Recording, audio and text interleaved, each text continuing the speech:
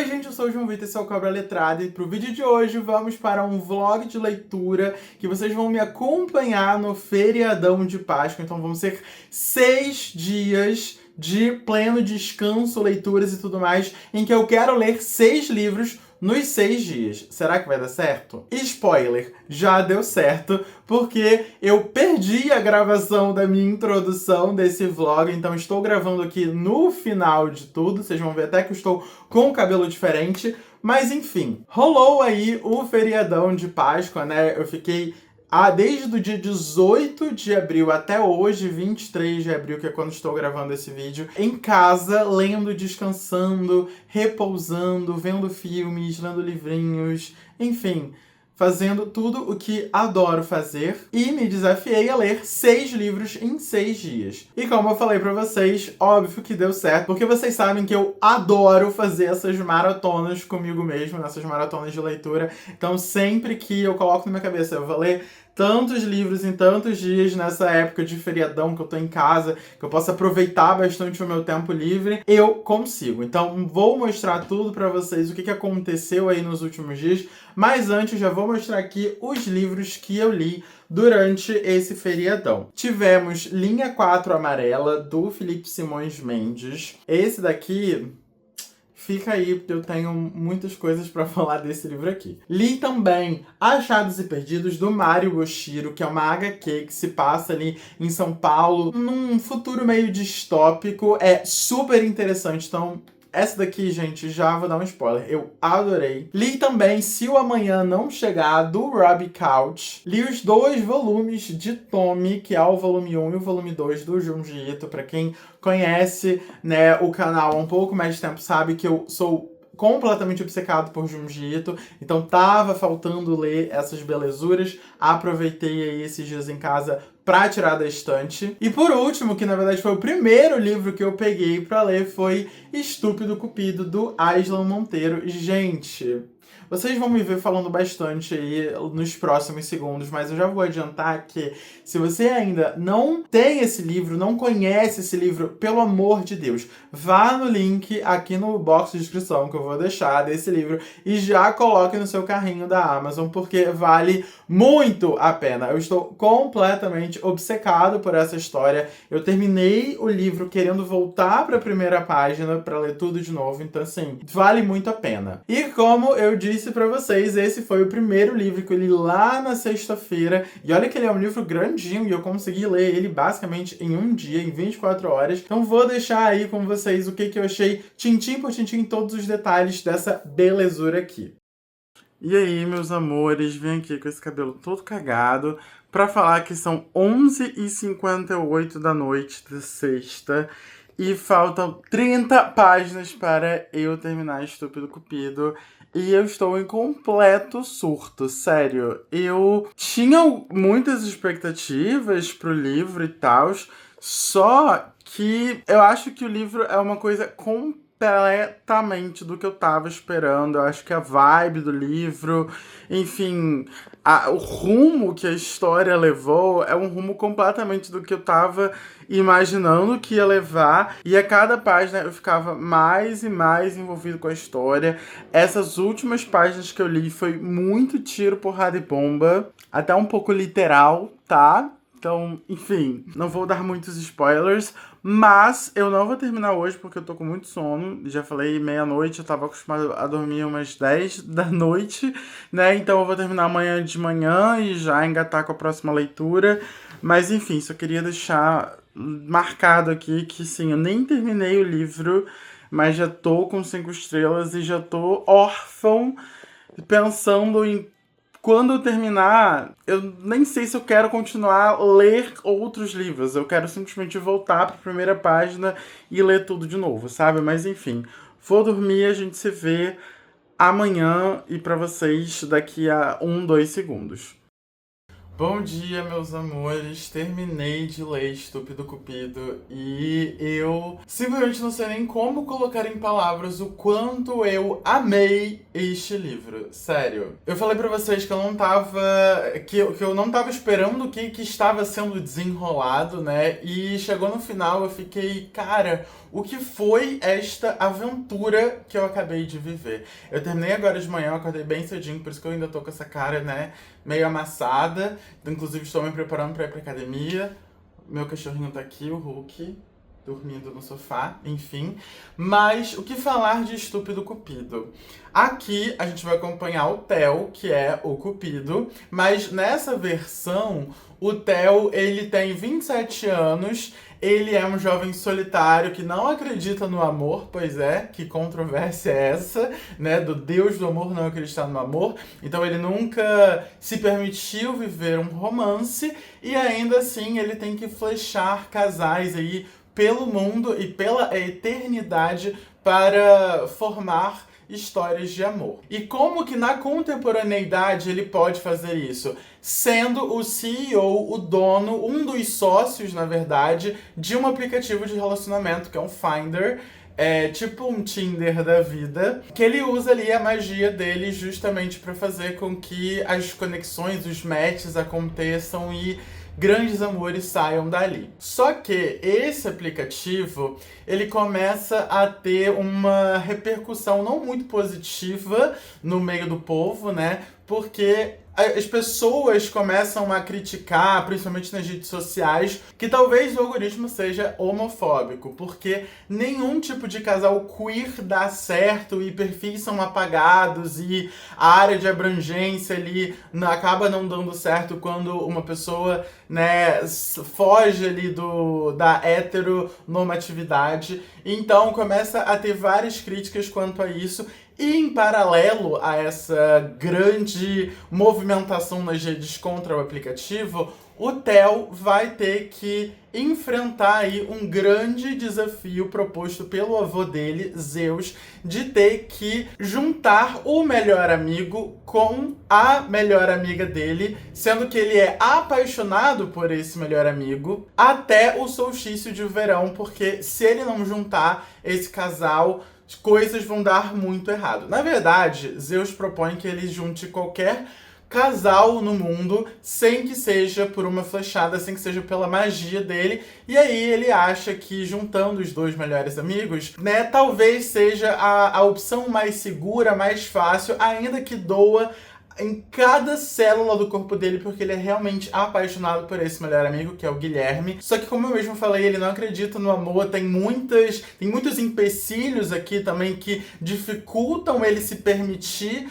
a se entregar para essa paixão, e é óbvio que muitas coisas vão acontecer a partir disso, né? A partir desse plano do Theo, e também por conta das outras teias que essa história nos traz. Eu achei esse livro sensacional, principalmente por conta do Theo, o tal Cupido, porque ele é um personagem extremamente complexo e ele conta a história como se fosse uma grande fofoca.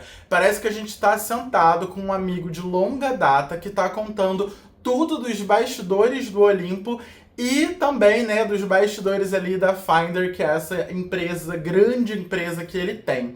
E logo de cara, na primeira página, eu já fiquei completamente hipnotizado pela escrita e eu pensei, esse livro vai ser muito bom. Tanto que eu até marquei, porque literalmente o primeiro parágrafo já é o seguinte: eu não tenho culpa por sua vida amorosa fracassada. Já quero pôr tudo em pratos limpos antes que você coloque mais essa responsabilidade em cima de mim. Não criei o amor, tampouco suas expectativas shakespearianas dele. Então vamos deixar claro que não, apesar do trabalho pífio que desempenho, pelo menos segundo as opiniões de meus superiores, não fui eu quem fudeu os seus romances. Isso é culpa sua mesmo. Sugiro terapia, fez milagres para mim. Agora, voltando ao que importa, eu. Pois é, durante toda a narrativa, ele tem esses diálogos com o leitor, como se ele quisesse quebrar a quarta parede e, de fato, conversar com a gente. E no início de cada capítulo, ele meio que dá um passo para trás para explicar alguns mitos gregos que a gente está acostumado, né, a ouvir desde quando a gente é criança e desmistificar esses mitos. Ele conta, cara, na verdade não foi bem isso que aconteceu. E todos esses mitos ele consegue fazer um paralelo com a situação que ele está vivendo atualmente. Então isso é brilhante, brilhante, brilhante, ao mesmo tempo que é muito dolorido acompanhar todos esses traumas que ele carrega, muito por conta da família dele. A gente vai ver uma versão muito atual e diferente da que a gente está acostumado a ver dos deuses gregos, principalmente de Zeus e Afrodite, de Zeus principalmente. Aqui o Aslan conseguiu mudar completamente. Ele até fala na primeira nota do autor, logo no início do livro, que essa mitologia, né, essa parte assim, ele tirou da cabeça dele. Então nada do que tá aqui precisa necessariamente ligar ao que a gente tá acostumado a ver nos livros de história, etc. E isso foi quase que uma cereja no bolo, porque essa mitologia que o Aslan cria, gente, é muito mais interessante, tá? É muito mais divertida, ao mesmo tempo que sofrida, principalmente pro Cupido, mas eu amei. Se você gosta de Percy Jackson, você vai adorar esse livro, porque, real, tem muitas e muitas coisas de mitologia grega, mesmo que com um toquinho ali da contemporaneidade. Mas como eu tava falando, é muito sofrido ver que esses traumas que o Cupido carrega desde a Grécia Antiga ainda estão com eles até hoje. Então, a relação dele com a mãe, a relação dele com o irmão, a relação dele com o avô, que é Zeus, toda essa relação dele com a questão do amor, isso perseguiu ele durante anos, causou muita, muita, muita dor por conta das relações que ele se privou de ter para não machucar outras pessoas. E a gente vê uma pessoa bem, bem, bem complexa aqui. E você já parou pra imaginar um cupido que faz terapia? Pois é o que temos aqui, porque ele precisa de muita terapia para conseguir dar conta de tudo, porque afinal ele também é um CEO do século XXI. A relação dele com os melhores amigos é incrível. Eu acho que é uma das partes mais divertidas, assim, principalmente com a Bruna, que é uma personagem cheia de luz, muito pra cima. Com o Guilherme também é muito interessante de ler, porque é a parte do romancezinho fofo. A gente vê claramente que eles se amam, mas o Theo, né, ele tem essa barreira muito grande na frente dele, que ele não consegue se permitir atravessar. E isso tudo faz desse livro ser tão bom. Fora que a escrita é sensacional. Foi meu primeiro contato com o Aslan e eu já quero ler absolutamente tudo o que ele escreveu na vida dele, porque tem muito disso de se conectar com o leitor. Como eu falei, parecia que eu tava ouvindo um amigo de longa data. Ainda tem umas passagens que eu ficava, gente, que canetada! Isso aqui parece que Taylor Swift escreveu. Inclusive, várias coisas que estão aqui eu relacionei a músicas da Taylor, tá? Até eu fui falar pro Aslan lá na DM dele que essa história aqui do Theo pode se relacionar com Guilty as Sin, com The Prophecy, com The Archer. Então, se você gosta da loirinha, você vai pescar várias possíveis referências, nem sei se tem referência de fato, mas eu linkei. E pra encerrar, como eu falei lá no início, eu tava esperando que ia ser algo mais romance fofo, mas foi muito além disso. Tem personagens super complexos, relações também muito, muito tridimensionais. É uma história super divertida que vai te fazer rir, que vai te fazer ficar com os olhos marejados. Tiveram alguns momentos aqui que eu até tive que parar pra respirar um pouquinho e recompor as minhas emoções, porque eu realmente fiquei muito sentido, muito tocado. Então, pra mim, é um livro completo. Eu acho que eu já comecei esse vlog muito, muito, muito feliz de ler um livro 5 estrelas e tão bom quanto esse. Então, leiam Estúpido Cupido. E agora, o próximo que eu vou ler agora no sábado é Se o Amanhã Não Chegar, do Robbie Couch. Eu já li outro livro dele, O Azul Daqui é Mais Azul. É esse o nome do primeiro livro dele que eu li e eu adorei, foi um dos meus preferidos do ano que eu li, então tô com altas expectativas. Esse aqui eu recebi da editora Ru, então vamos ver no que vai dar. E aí, pessoal, hoje é domingo de Páscoa e eu vim falar super rapidamente sobre esse livro daqui, porque ainda não consegui terminar de ler. Ontem eu fiz bastante coisa, acabei que eu nem gravei aqui. A gente acabou indo no shopping porque meu noivo queria comprar algumas roupas, aí acabamos comendo por lá. Depois eu cheguei, não sei se dá pra perceber pela minha voz que eu estou um pouco gripado, então eu fui descansar, fui deitar, dormir um pouco. E só depois que eu comecei, de fato, a engatar na leitura desse livro aqui, engatei mais ainda agora, leitura durante a manhã de domingo, mas agora eu estou indo para a casa da minha sogra para, enfim, ter o almoço de Páscoa lá, então não vou conseguir terminar por enquanto. Acredito que sim, quando eu voltar eu vou conseguir terminar e já seguir com a minha próxima leitura, mas eu não tô gostando tanto. Tá sendo um livro muito ok pra mim, mas eu tava com muito mais expectativas, tá? Porque, como eu falei pra vocês, né, eu já tinha lido outras coisas do Robbie Couch que foram incríveis, então eu fui com esperando certas coisas e que até agora não entregou tudo isso, tá? Mas faltam 100 páginas, eu tô em mais de 60%, acho que eu tô nos 70%, e vamos ver se essa reta final me agrada um pouquinho mais. Bom dia, pessoal! Segunda-feira de feriadão.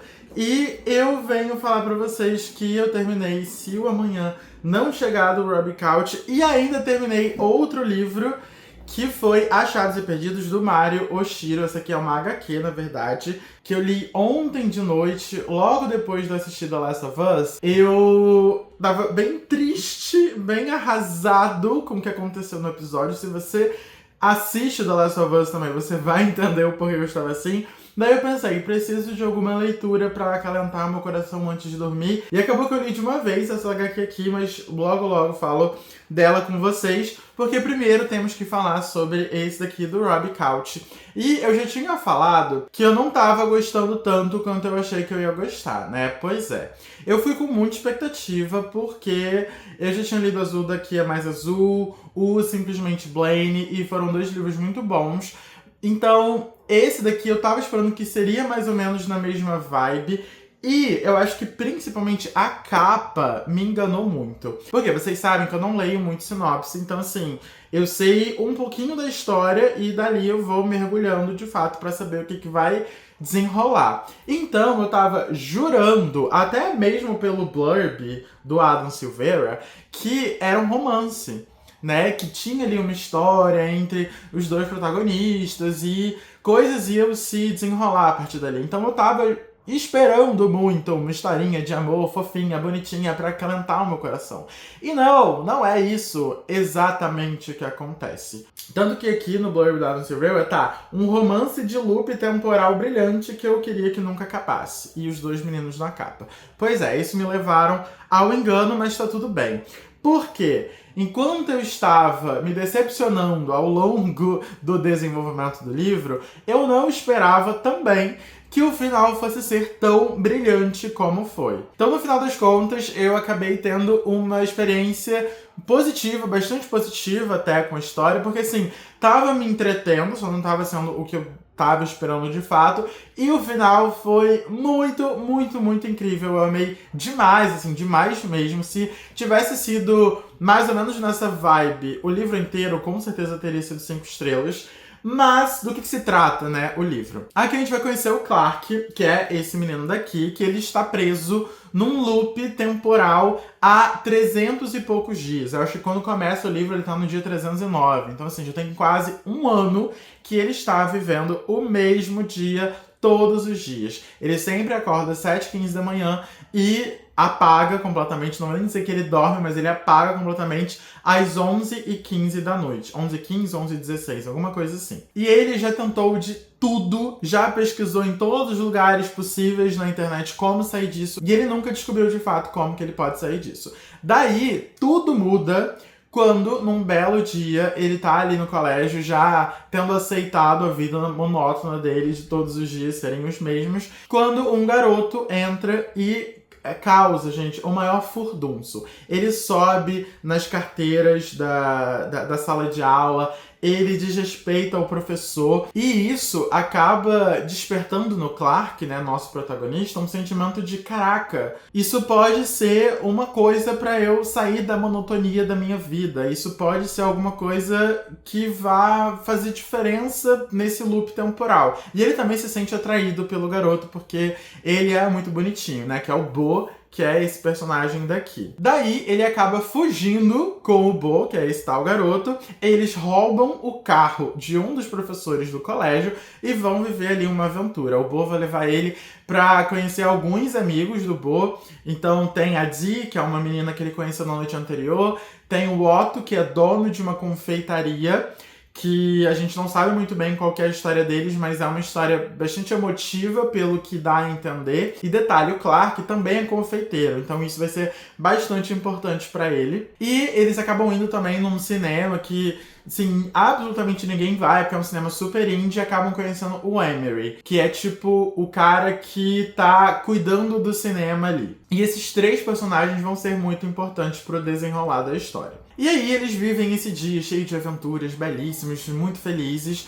E é claro que o Clark vai ficar super caidinho pelo Bo. Só que termina o dia, ele volta pro dia seguinte com medo de que o Bo não vai se lembrar de absolutamente nada, porque as pessoas não se lembram do dia anterior, só ele. E ele vai tentar, então, encontrar esse Bo em toda a cidade e os arredores da cidade. Quando ele de fato encontra o Bo, ele entende que o Bo também está num loop temporal e que eles estão basicamente na mesma situação. Só que, diferente dele, o Bo não tá querendo reencontrá-lo. Ele fala, olha, me deixa em paz porque eu sei de uma alternativa para sair desse loop temporal, que é reconquistar minha alma gêmea. Então, se eu fosse você, eu ia atrás da sua alma gêmea também e tentava me safar aí desse loop temporal. E aí, nisso, ele foge, ele não quer papo nenhum com o Clark, só que o Clark não desiste, ele vai tentar mais 50 dias correr atrás desse Bo, e ele acaba também encontrando outras alternativas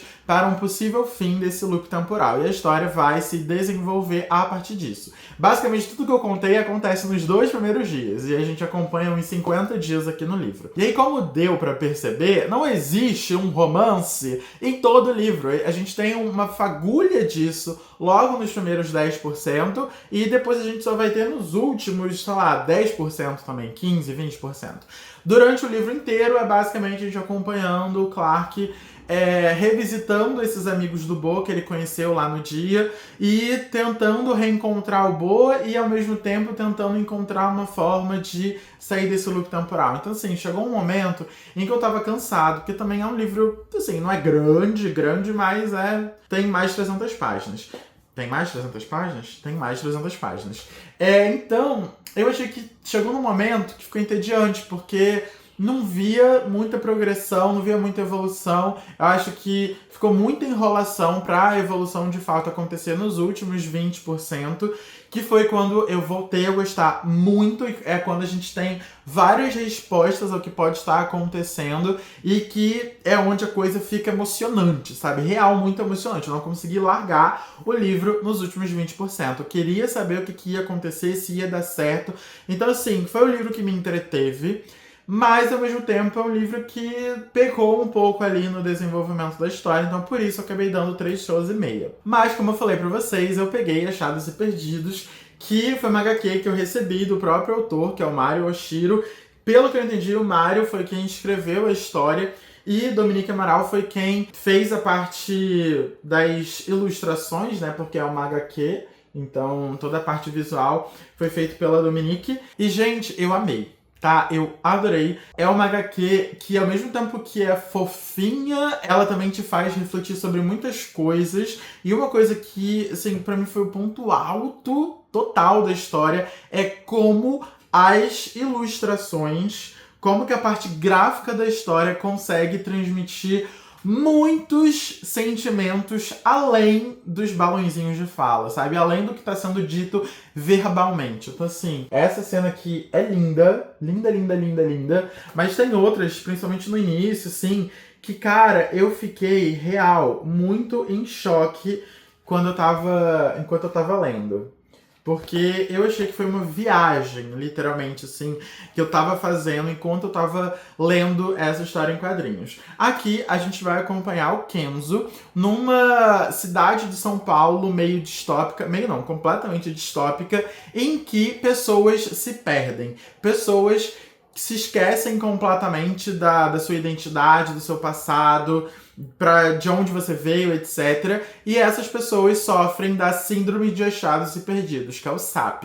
E nessa São Paulo distópica tem até um centro em que essas pessoas perdidas são tratadas e são colocadas lá, né? E para você ser resgatado, alguém que você conhece tem que ir lá pagar meio que uma fiança para você ser liberado e essa pessoa se responsabilizar por você. Então é como se as pessoas fossem objetos, literalmente, que fossem jogadas lá nos achados e perdidos. E o Kenzo, ele se perde, ele esquece completamente do passado dele, e ele vai para esses achados e perdidos. E lá ele encontra o Pedro, que é um cara que já tá há mais de um ano nesse lugar, e ele é muito assim, da pá virada, digamos assim, sabe? Porque ele meio que quebra várias regras, ele é muito desgarrado, assim, ele sempre tem várias questões a colocar contra o sistema e tudo mais, e ele acaba levando o Kenzo, eles acabam formando uma amizade ali, né? E ele acaba levando o Kenzo pra fora desse centro, né? Que é uma coisa terminantemente proibida. E eles acabam visitando vários lugares de São Paulo, e a graça da história é justamente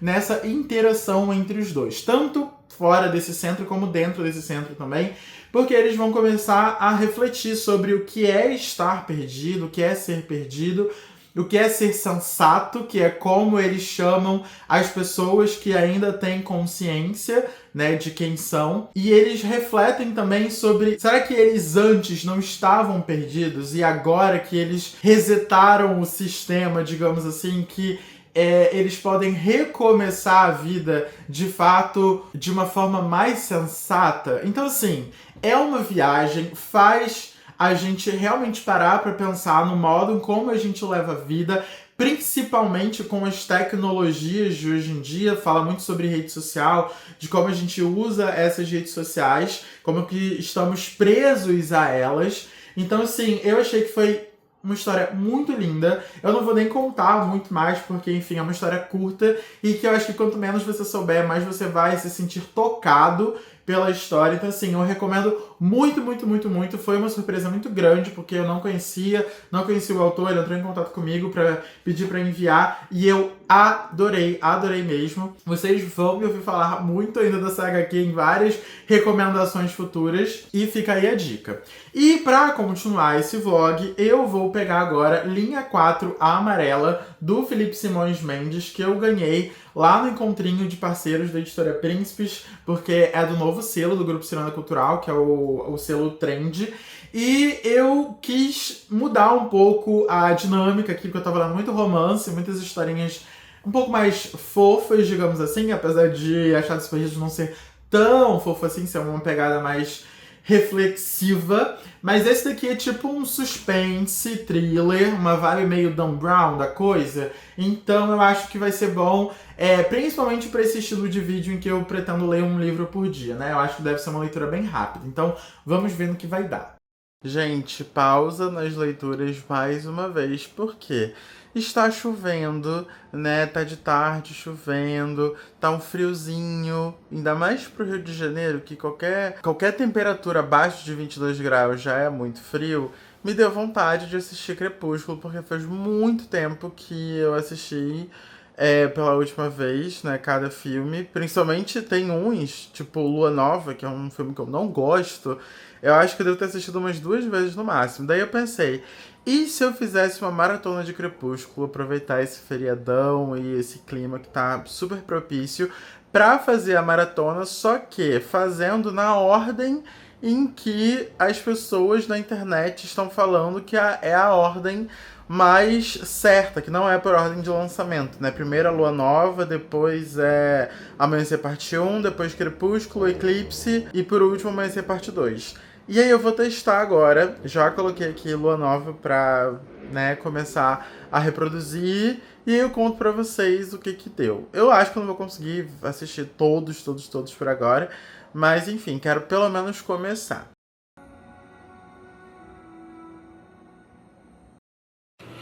Gente, vamos para o próximo filme. A gente já assistiu Lua Nova, agora a gente vai para Amanhecer Parte 1. E depois eu explico para vocês o porquê que a gente tá vendo nessa ordem. Agora a gente vai assistir Crepúsculo, o primeiro filme de todos. Vamos voltar pro início da nostalgia. Oi, gente, voltei. Deu até pra perceber que estou com um visual novo, pois é, cortei o cabelo. E o meu cachorro acabou de começar a latir, então, por favor, não se incomodem com os latidos no fundo. E também, sei que está bagunçado aqui a cama, mas eu estava o quê? Gravando unboxing, justamente aqui pro canal, né? Então, tava tirando fotos, esparramei tudo ali em cima da cama. Não deixem isso ser o foco do vídeo, por favor. Mas vim aqui falar de Linha 4 Amarela e também da minha maratona dos filmes de Crepúsculo, porque vocês viram que aproveitei pra assistir e quero muito falar com vocês sobre isso. Mas enfim, sobre Linha 4 Amarela, eu estou um pouco decepcionado, porque eu tava com as expectativas muito lá em cima e o resultado, gente, não foi muito o esperado. Mas assim, eu achei um livro ruim? Não achei um livro ruim, me entreteve, tanto que eu li numa tacada só, tipo assim, eu deitei no sofá pra ler e eu só levantei quando eu já tinha terminado toda a história, porque é um livro muito ágil, assim, a gente realmente fica preso na história, além de que ele é curto, mas uma coisa que me incomodou desde o início, que eu tava suspeitando que ia me incomodar, e aí no final isso foi comprovado, é que o livro parece, o autor, na verdade, parece que terminou de escrever um capítulo e pensou, vou publicar como um primeiro volume de uma série, né? Eu não sei se vai ser trilogia, duologia, série, etc. Não sei quantos livros vão ter, mas ele deve ter pensado, isso aqui tá o suficiente para um primeiro livro. Depois eu me preocupo com o resto da história. Só que a forma como terminou não parece que é o término de um primeiro livro de qualquer história, porque não tem um início, meio e fim. Tem um início e o início de um meio. Mas assim, não chegou em nenhuma conclusão. A gente é apresentado juro pra vocês, mais de 10 personagens que são colocados como protagonistas da história, né? Dá a entender que eles vão ter importância pro desenrolar da história. Só que esses personagens, eles não são desenvolvidos. E conforme o livro foi se passando, eu fiquei com muito medo de que isso ia acontecer, porque eu já tava vendo que tava chegando no final, tinha muita gente ainda, que a gente sabia muito pouco, não sabia das motivações para estarem fazendo o que estavam fazendo e por que estavam tendo tanta importância. E chegou no final, as minhas suspeitas estavam certas. De fato, o autor dividiu a história em mais de uma parte, só que, como eu falei, o problema é que esse final não é final de livro. Pra mim é final de capítulo e merecia mais páginas aqui pra finalizar essa história inicial, sabe? E eu fico com muita raiva quando isso acontece, porque já aconteceram outras vezes de eu ler alguns livros, até de amigos meus, por exemplo, Leblon, sempre falo do Leblon aqui no canal, ele tinha um livro em específico que era Como Não Ressuscitar uma Ex-Namorada Morta, que era exatamente assim, conversei com ele até que, olha, não gosto desse tipo de livro, que você termina um capítulo e você publica como se fosse um livro inteiro, e acho que ele me ouviu, e agora o livro inteiro, ele é num volume único da história, bonitinha, início, meio e fim. E eu acho que isso aconteceu aqui, me irritou profundamente mesmo, porque chegou no final e eu não tinha resposta de absolutamente nada. E assim, tudo bem que o primeiro livro é muito pra iniciar, mas foi como eu falei, eu acho que todo livro, mesmo primeiros livros, que são mais uma introdução à história, ela precisa ter um início, meio e algo que ligue, né, a história do segundo volume. Esse daqui, como eu falei, tem um início e um início de um meio. Todo o resto ficou jogado, eu precisava de mais informações, não teve, mas é uma história bastante fluida, bastante rápida, dá pra ler rapidinho, então foi meio que um sabor agridoce, assim, na minha boca, né? Por isso eu acabei dando 2 estrelas e meia, porque eu realmente fiquei muito frustrado, mas eu acho que quando sair a continuação, eu devo pegar pra ler mesmo assim. E aí, falando da minha maratona de Crepúsculo, antes de falar da próxima leitura, gente, está friozinho aqui no Rio de Janeiro. Baixou de 25 graus, já tá frio aqui, já tô com cobertor. E tá chovendo também, daí eu pensei, gente, é a oportunidade perfeita para assistir Crepúsculo. E tem uma sequência específica que viralizou aí nas redes, que é mais uma sequência feita pros fãs que provavelmente é mais interessante de assistir os filmes nessa ordem do que na sequência original, né? Na sequência cronológica da coisa. Tipo, Crepúsculo, Lua Nova, Eclipse, Amanhecer Parte 1, Amanhecer Parte 2. E essa ordem é começar com Lua Nova, porque ali no Lua Nova eles estão naquele rolo, eles já são namorados, aí o Edward vai lá pra Itália, porque acha que a Bella tá morta e tal. E no final do filme, ele pede a Bella em casamento pra ir continuar com Amanhecer Parte 1, porque em Amanhecer Parte 1 já começa com o casamento dos dois e termina com a Bella virando vampira. Só que nesse processo dela virar vampira, né, ela tem vários flashbacks, principalmente no finalzinho. E aí, a gente vai para Crepúsculo, que é o primeiro filme, que é como se fosse esse grande flashback dela, lembrando como ela conheceu o Edward. E no final de Crepúsculo, a Victoria, né, que é aquela vampira que era companheira do James, que foi morto pelos Cullen e tudo mais, porque tava perseguindo a Bella e tal. A Victoria, ela dá a entender que ela vai se vingar da Bella. Então, o próximo filme seria Eclipse, que é quando a Victoria cria, né, aquele exército de vampiros recém-nascidos para atacar a Bella e, enfim, matar a Bella. E aí, por fim, a gente vai pro último, que é o Amanhecer Parte 2, que é a finalização mesmo da série. Então, eu comecei essa sequência e, gente, eu estou adorando.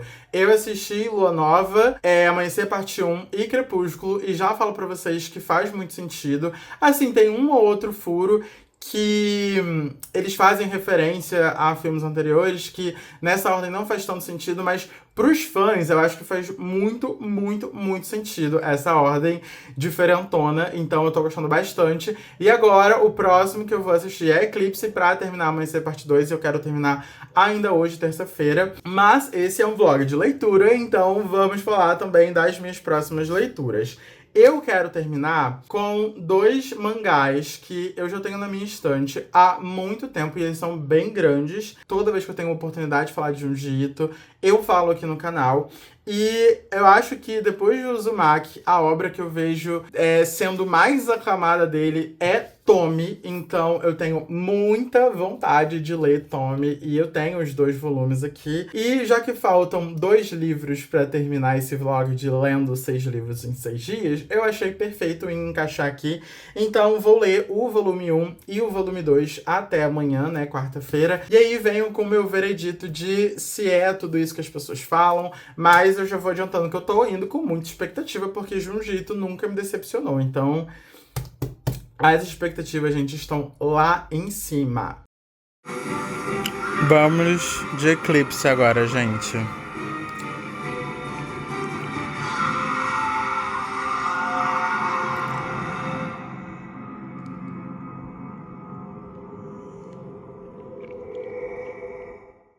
Bom, meus amores, terminei os últimos 2 livros deste vlog e eu queria muito poder dizer que eu terminei com uma felicidade lá em cima, porque esses livros foram incríveis, que era o que eu tava esperando, mas infelizmente não foi bem assim. Bom, comecei com o volume 1, né, Tommy volume 1, e eu tinha falado pra vocês que esse é um dos livros mais aclamados, assim, do Junji Ito. Eu sempre vejo todo mundo falando muito bem. É um dos livros mais famosos dele, né? A figura da Tommy é muito famosa. Então, eu tava achando que ia ser uma história tão impactante quanto o Uzumaki foi pra mim. Porque o Uzumaki, pra mim, é uma das obras mais incríveis já feita pelo ser humano na história do planeta Terra. Só que não foi bem assim. Na verdade, foi bem decepcionante até, porque assim, foi legal, mas eu tava esperando muito e não foi isso. Então, já falei outras vezes aqui no canal que as expectativas são